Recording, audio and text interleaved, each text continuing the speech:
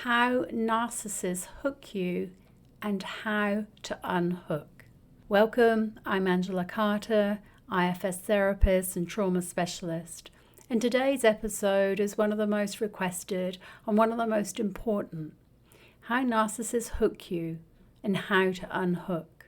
If you've been in a relationship where you felt dazzled, then devalued, seen deeply, and then ignored entirely, adored one moment and discarded the next, you may be familiar with the emotional roller coaster that narcissistic systems create.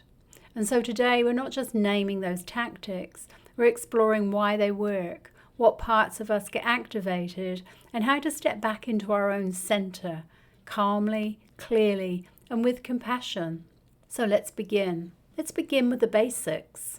Narcissists hook you through unmet needs and unhealed wounds, not because you're naive, not because you're broken, but because you're human. And if you're an empath or a highly sensitive person, the hook feels even stronger because your system is wired for attunement and connection. So here's how the cycle often begins. It usually starts off with love bombing. At the beginning, it feels magical. They mirror your values. They listen attentively. They move fast. You feel seen, chosen, and understood in ways that you may never have before. In IFS, this activates a lot of parts that long to be fully known and loved. What feels like deep connection is often intense projection. The narcissistic system idolizes you because it's borrowing your light to fill its internal void.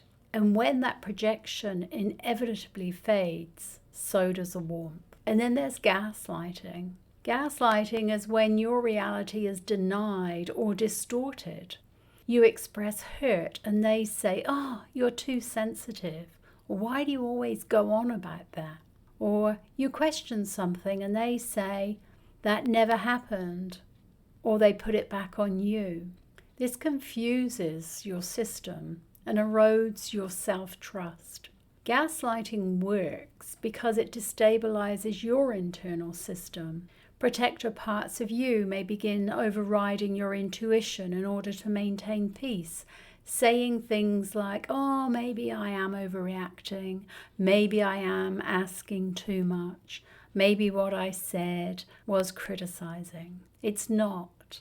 This is them gaslighting. They also do a tactic, what we call future faking. You're promised a future that feels secure. We'll travel together. We'll have a home together. I'll even move for you. You can move in with me. You're my soulmate. I can't see my life without you. But these promises rarely manifest. And even when they do, they exist to keep your attachment system activated, even when your emotional needs go unmet. What gets hooked here is a vulnerable part of you, a part of you that's waiting to be fully and finally chosen, to feel safe and seen for who you are. And then they move in to another tactic of devaluation and withdrawal. So once you're invested, things shift. You feel them pull away. You begin to doubt your worth, your voice, your place. Criticism replaces curiosity. Silence replaces warmth. And yet, just when you're ready to walk away, they return with just enough affection to reignite hope. This intermittent reinforcement is what deepens a trauma bond we discussed in the last episode. Narcissistic hooks work because they activate protective and exiled parts in you that were already there before the relationship began. Maybe you had a caregiver who was emotionally inconsistent. Or maybe you had to earn love by being good, helpful, or invisible. Or maybe you never had someone attuned enough to say, "Your feelings make sense." So when someone shows up with that initial attunement, it doesn't feel too much. It feels like home. But here's what matters. Home isn't always safe. Sometimes it's just familiar. The narcissist often attaches to the most vulnerable parts of you, and your own internal protectors step aside, desperate for the connection to last, because they're exhausted and someone else can do the work for them. And so in IFS, we see these parts as working in overdrive. The people pleaser wants to keep the peace. The inner critic says, maybe if I were better, they'd treat me differently. Or the caretaker tries to manage their emotions so that you don't lose the good moments. All of this is your system trying to preserve the connection, not because you're weak, but because you're wired for safety. So you might ask, well, how do I unhook? Well, unhooking doesn't start with action. It starts with awareness and compassion for the parts that got attached in the first place. So here's how you can begin. Identify the hooked parts. Ask yourself, what part of me still misses them? What part of me hopes they'll change? What part of me feels unlovable if I walk away? You're not unwell because you miss them. There's a loyal part, a devoted part. Honor it. You need to start reclaiming those internal boundaries. Before you block or leave physically, begin by saying internally, I'm allowed to have a different truth. I don't need their permission to trust my gut. Start to practice self-validation. That did hurt. My feelings are real. This dynamic does not feel good in my body. Because your inner world needs to feel that your own leadership before you can take those external steps. Otherwise, you will just step into another type of relationship.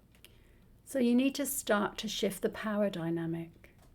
The narcissistic system thrives when you're confused and seeking answers.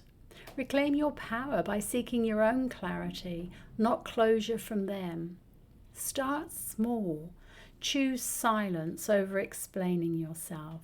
Pause before responding to texts or emails. Journal instead of reacting. Write everything down rather than speaking it out. This is how you show your internal world that you are listening, that you are now leading. Because the goal is to anchor to self-energy, to bring your focus inward. You're needing to ground yourself with questions like, who am I without this dynamic? What do I need right now that doesn't involve them? What part of me wants to come home? The more you lead with self, a sense of curiosity, calm and compassion, the less that you'll feel the pull to perform for their approval. You can get hooked without hatred. Often people leave the relationships and have a lot of hatred towards the narcissistic person, and that makes sense. But here's a truth I want you to hold. You don't need to hate them to heal. You don't need to demonize them to disconnect. You don't need to explain yourself to be free. You simply need to trust the parts of you already know this isn't love. It's a loop, and you're allowed to step off the ride. So in our next episode, we'll explore healing after narcissistic abuse, a self-led journey, what recovery looks like when you stop chasing repair and start leading your own life from within. If today's conversation resonates with you, subscribe, share, and please comment what helped you most. This is a space for truth, for healing, and for coming home to yourself.